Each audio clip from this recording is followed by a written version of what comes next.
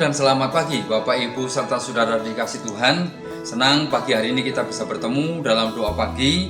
Dan pagi hari ini saya akan membawakan sebuah renungan dengan judul Hidup yang Memberi Dampak. Dan teksnya diambil dari Kisah Para Rasul pasal yang ketiga, ayat 1 sampai dengan ayat yang ke-10.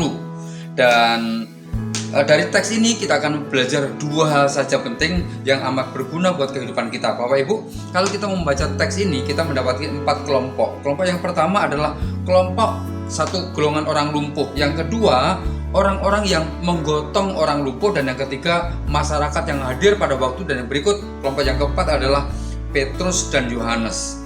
Dari keempat kelompok ini kita akan ambil satu saja, yakni Petrus dan Yohanes. Dan di poin yang pertama Bapak Ibu, kita bisa lihat kejadian ini terjadi di dalam bait Allah. Pelajaran apa yang kita bisa ambil? Yang pertama, jangan jadi jemaat yang hanya menonton. Mengapa? Ini banyak yang hadir, tapi sekian banyak itu menonton.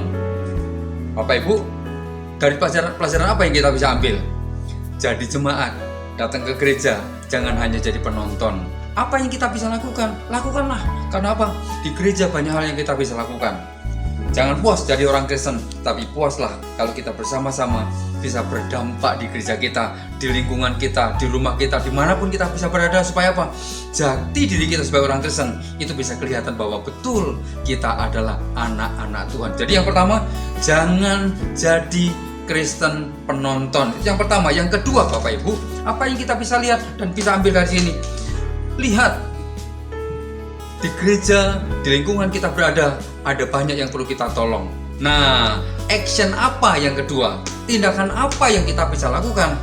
Bapak Ibu, jika kita masih ada sekarang ini, inilah kesempatan. Jangan berpangku tangan. Poin yang kedua sekali lagi, jangan berpangku tangan. Buatlah action, lakukan sesuatu yang terbaik di mana Tuhan tempatkan buat kita. Supaya apa? Lewat kita ada sesuatu yang kita bisa kerjakan. Bapak Ibu, kita tinggal di GSI Batu Tulis. Apa yang kita bisa lakukan? Tahun depan, tahun penuaian. Berpikirlah, apa yang bisa saya lakukan buat gereja? Apa yang bisa saya lakukan buat Tuhan? Ini waktunya, bukan nganggur-nganggur. Ini waktunya kita bekerja. Ini waktunya kita beraction. Untuk apa? Supaya nama Tuhan dimuliakan dan ada jiwa-jiwa yang kita bisa bawa kepada Tuhan. Bapak Ibu, hari ini saya nggak tahu apa yang Bapak Ibu alami dan terjadi. Tapi berpikirlah, jangan jadi penonton. Dan pikirkan sesuatu, apa yang kita bisa lakukan. Supaya apa? Lewat hidup kita, nama Tuhan dimuliakan dan ada jiwa-jiwa yang bisa dimenangkan. Sekaligus ada sesuatu yang kita bisa lakukan. Supaya lewat hidup kita yang saat ini, kita bisa memberikan dampak dan nama Tuhan dimuliakan. Puji Tuhan, kita akan berdoa. Bapak, terima kasih. Hari ini kami diizinkan mendengarkan firman Tuhan. Diingatkan kembali kepada kami untuk menjadi orang Kristen yang berdampak.